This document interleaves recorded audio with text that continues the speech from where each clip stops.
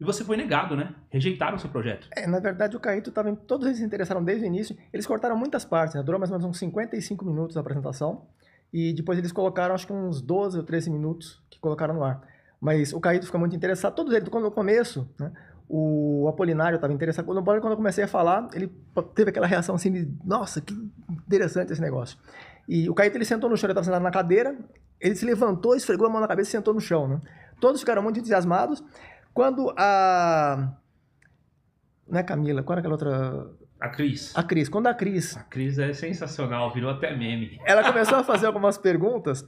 Eu falei, olha, isso foi... Eu não posso falar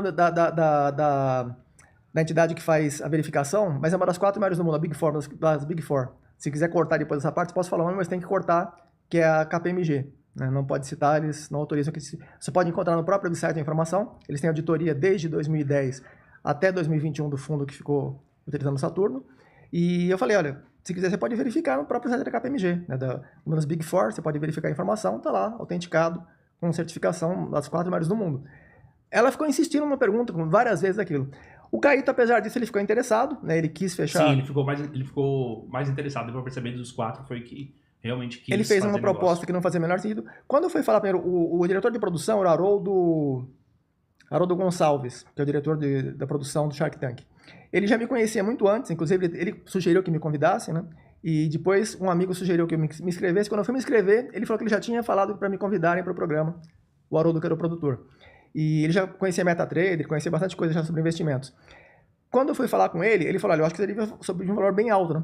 Eu falei, mas o meu objetivo é justamente que eles participem, que todos participem e que tragam clientes, porque o valor que for pedir para que eles invistam, o valor é praticamente irrelevante. Tanto faz investir 1 milhão ou 0, para a gente mais ou menos a mesma coisa. Inclusive, eu queria oferecer de graça. Ele falou que não podia oferecer de graça. Depois teve uma outra pessoa que acabou pedindo R$5. Eu devia ter pensado nisso, não pensei na época, né? Não tive a ideia de pensar Eu sei que quem R$1. foi esse cara de R$5. Foi o cara do gel, né? Pois é, eu devia ter pedido R$5. A proposta, só que aí que tá, eu queria que o valor que eu queria, a porcentagem que eu queria disponibilizar era 10% para cada um. E o Caíto queria 25%. Se ele ficasse com 25%, já não teria como participar os outros na proporção. Os outros, sim. Na mesma proporção. Foi essa a sua objeção. Pois é. Aí eu falei, olha, porque eu queria inicialmente, quando eu falei com o Haroldo, eu falei, eu gostaria de oferecer de graça. Ele falou, não pode, porque justamente a propósito do programa é que haja aquele debate em que você faz uma proposta, eles fazem uma contraproposta, e fica negociando. A ideia é justamente gerar audiência a partir dessa discussão. Se você oferece de graça, você já está cortando todo o barato da história. Então eu falei, então tá, então eu vou propor um valor mais ou menos simbólico. Aí ficou como 500 mil como simbólico, né? O próprio Haroldo falou, mas devia aumentar um pouco mais. Ele já sabia de uma pessoa que ia propor que era 8 milhões, ele estava sugerindo que eu propusesse um valor talvez maior do que aquele, né, para que fosse a maior proposta do Shark. Eu falei, mas o meu objetivo é realmente que eles participem, né? Se eu propor um valor alto e participar 1, eu prefiro que participe 5 com um valor menor do que participe 1 com um valor mesmo que seja muito maior, porque eles vão trazer clientes e o que vai gerar de rentabilidade com os clientes vai ser muito maior do que eles colocarem investimentos, sei lá, 8 milhões, 10 milhões que eles coloquem, mas se trouxerem clientes multibilionários ou com centenas de milhões para investir, em menos de um ano a gente já ganha mais do que se eles aplicassem, né, um valor inicialmente menor. Então a ideia era basicamente essa. Quando o Caíto propôs que ele queria ficar com 25%, eu falei, ó, não tem condição, eu quero que fique com 10% cada um. Mas será que ele não entendeu isso que você falou? Ele entendeu. Olha, se você trouxer tantas pessoas e etc. e investidores para cá, ele entendeu milionários e bilionários... Aí que tá, eu achei que você pode de uma do áudio inteiro, tem uns 52 minutos mais ou menos do áudio completo. Ele propôs umas 5 vezes, ele tentou negociar várias vezes, eles cortaram várias partes. Né? Tá. Teve umas 5 tentativas que ele fez, só que ele queria ficar com 10%. Eu falei, ó, faço 10,01, eu ainda posso fazer 10,01 se você... Aí começaram a dar risada, aí meio que acharam que foi ofensivo com ele.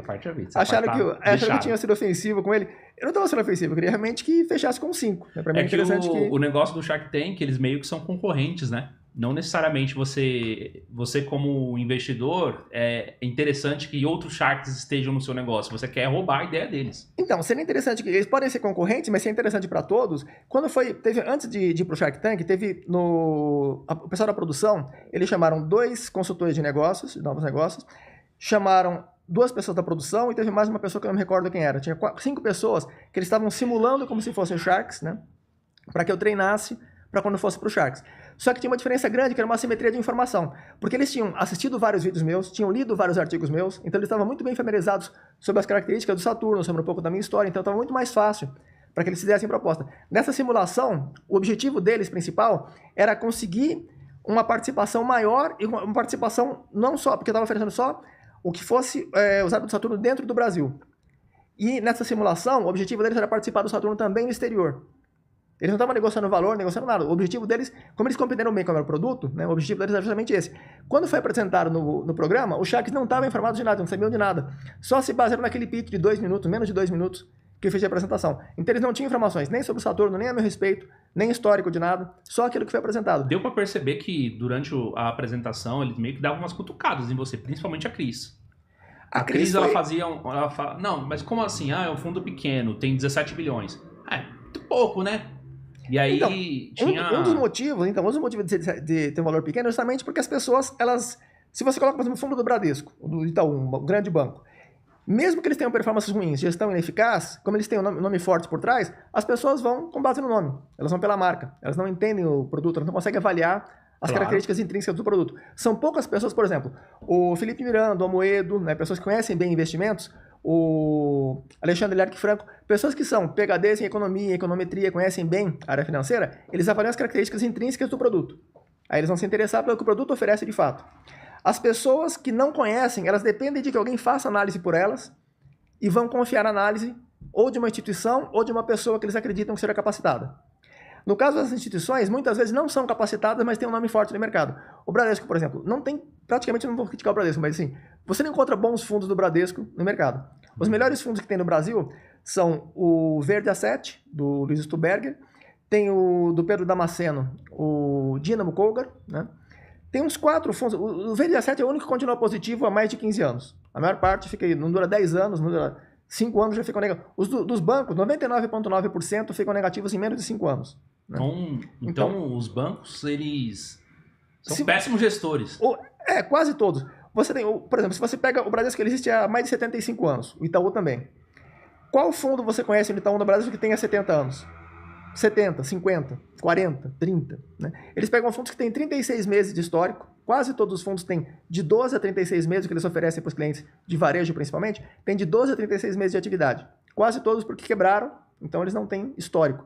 Um dos pouquíssimos que tem histórico longo é justamente esse do Luiz Stuberger, né, que é o Verde Asset, que é provavelmente o de melhores resultados do Brasil, dos fundos que estão estabelecidos dentro do Brasil. Né?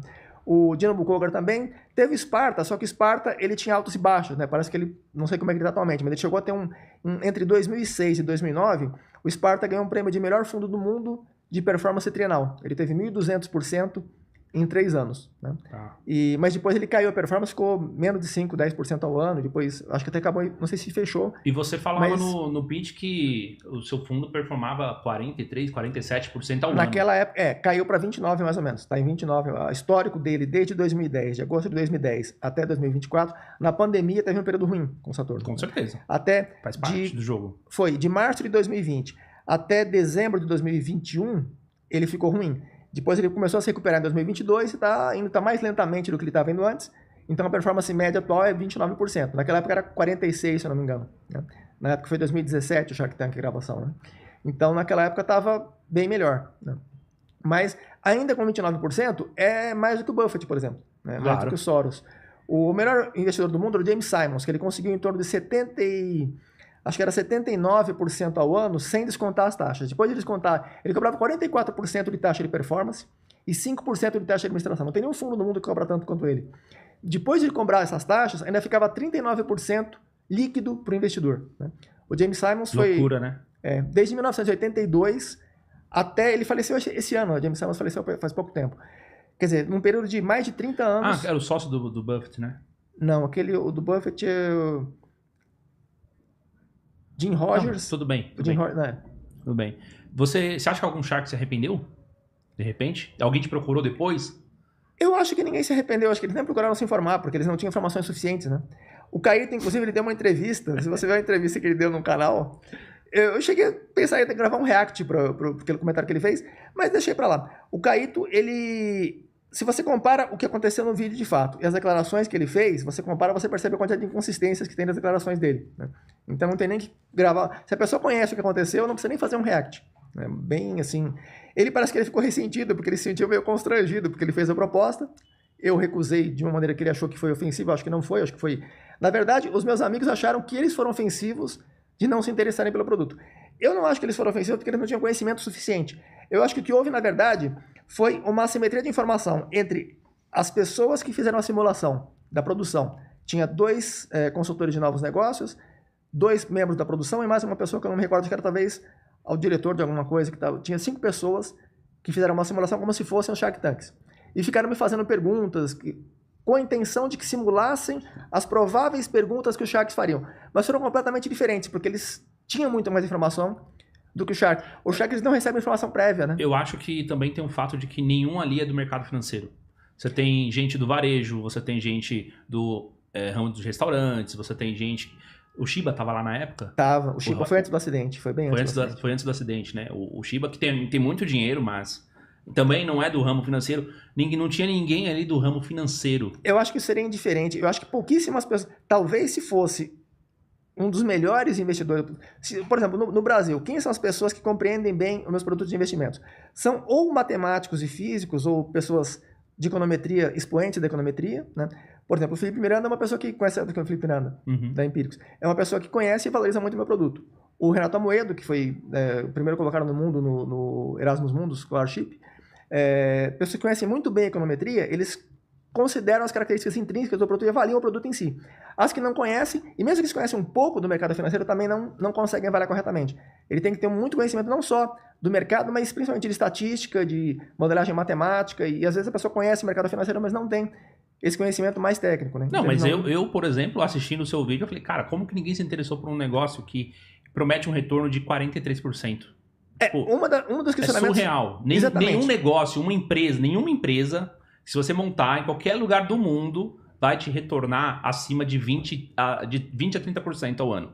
A não ser que seja alguma empresa de tecnologia que ganha, sabe, exponencialmente, porque aí o valuation é gigantesco, aí a operação é baixa e, tipo, é um aplicativo que o cara monta e tal, assim. E aí são casos específicos, mas uma empresa que o cara bota 500 mil, que você pediu?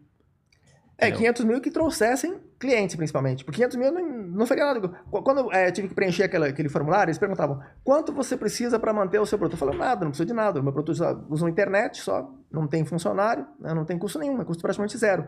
Foi o que eu coloquei no preenchimento. Quanto você precisa de valor? Não precisa de nada. Quero oferecer o produto de graça. Aí explicaram que não podia. Era necessário que colocasse um valor, né?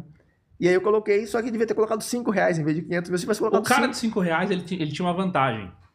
Eu não me lembro, não cheguei Esse cara do gel, ele é lá de Guarulhos, da onde eu moro.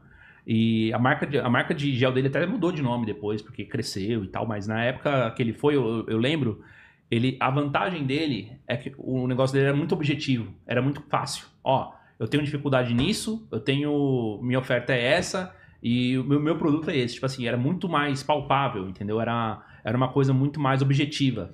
O meu ele era objetivo, só que ele é menos concreto, né? Ele é mais abstrato, talvez, e também exige um conhecimento muito maior da pessoa que vai entrar no negócio. Porque se as pessoas tivessem conhecimento suficiente, provavelmente teriam entrado. Se tivesse...